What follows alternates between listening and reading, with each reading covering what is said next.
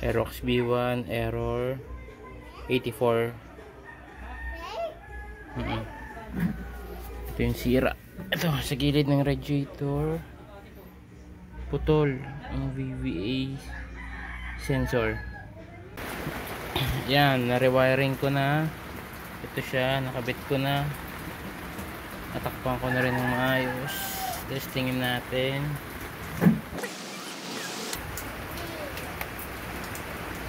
Ito engine check pa rin, error 84. Para mawala yung error 84, kailangan bombay mo hanggang 6,000 RPM pag naikabit mo na yung wire. Ayan.